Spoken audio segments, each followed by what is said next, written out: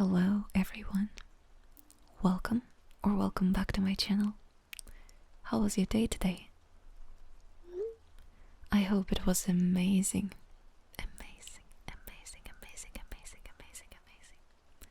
So tonight I want to read you the lore of the clown from Dead by Daylight. So I hope you like this video and enjoy. Kenneth Chase was born in 1932 by a difficult labor which his mother wouldn't survive. This event drove a rift between him and his father that never closed. As the boy grew, so did his father's resentment and his drinking habit. By the time Kenneth was at school, they lived mostly separate lives. Academically, he was unremarkable, coasting by on his significant athletic prowess. He grew tall and strong, excelling at track events but shunned any attempts to coax him into team sports. On his walk home from school, he would often find feathers on the ground, and he soon began a collection, keeping them in a cigar box under his bed. With his father either at work or in an alcohol-induced stupor, Kenneth had hours to spend alone, transfixed by the regularity of the feathers' barbs and the feeling of softness as he ran them over his lips. Watching the birds that come to the feeder in his garden, he imagined how soft they must be and resolved to catch one. He ingratiated himself with the local dentist, soon procuring some anesthetic. Using this, he rigged up a trap on the feeder that he hoped would knock out the bird long enough that he could touch it. After a few failed attempts, he managed to trap a robin. As it lay in his hand, he felt a sudden rush of the life of his mercy. He had planned to release it once it recovered from the anesthetic. Instead, as its eyes flickered back into consciousness and it began to struggle, his grip remained firm. His fingers slowly tightened around its throat, squeezing until its chest feathers were finally still. He disposed of the body, keeping just a feather with which he started a new collection, discarding the others as fake. By the late 1940s, Kenneth had left school and started working as a busboy at a local diner. He had also escalated to larger prey, like squirrels, raccoons, and dogs, becoming skilled at customizing the anesthetic dosage for each. In early 1954, a young man went missing, and the town was turned upside down in the search. A few months later, Kenneth's father, while doing some work in the crawl space under the house, found a cigar box. He broke it open and saw to his horror that it contained feathers, animal paws, and a man's finger. Returning from home, Kenneth saw his father leaving the crawl space with a cigar box in his hands. He turned on his heel and never went home again. After a few weeks of living rough, he encountered a traveling circus and with his prodigious strength was hired to walk the ropes. He assumed a new name, Jeffrey Hawk. Suddenly, surrounded by a close-knit community, Jeffrey had to learn to socialize. He donned a new personality like a disguise, quickly becoming known as charming and helpful, and was welcomed into his new family. Over the next decade, he stayed with the circus, traveling the length and breadth of the United States. But with the itinerant life providing few repercussions, he fell into bad habits. Drinks, junk food, drugs. He indulged in all of them to excess. For a time these vices were enough, but then his old urges returned and his nomadic existence became a cover for him to resume killing. He stole clothes and makeup from performance, fashioning a disguise that would let him get close to his victims, before he anesthetized them, bringing them back to his caravan where they would awake to find themselves bound at his mercy.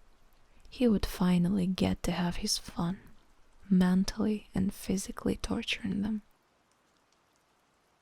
Their screams fueling him before being lost in the night. Once their strength was at its lowest, he would carefully examine their fingers, searching for the prettiest, running them over his tongue to find the tastiest. Once he found the best, he would cut it from their hand and proudly add it to his collection, disposing of the rest of the body as the pointless waste. Men, women, young, old, he didn't care. The essence of the good collection is in its variety, in the memories and stories they evoke. He removed the costume less and less, shedding his old personality with it, fully embracing the clown, his true self. With time he became complacent and sloppy. A victim managed to work free of his bindings while he was sleeping off the drink. She escaped, screaming for help, and he awoke to find the rest of the circus bearing down on him. He whipped his horse, and the caravan disappeared into the night. Since then he has roamed the country, a parasite who would always be found at a carnival or circus, but who would never be seen on any playbill. He lured those brave or foolish enough to come near, trapped them, and moved on before they could be found missing.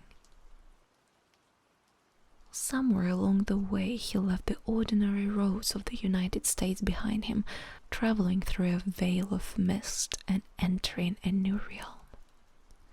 It was a place of transience and impermanence, perfectly suiting the life he had chosen to lead. Feeling more at home than he had in his entire life, he set up a camp and waited for his first visitor. The Clown was released in Chapter 8 Curtain Call on the 12th of June 2018.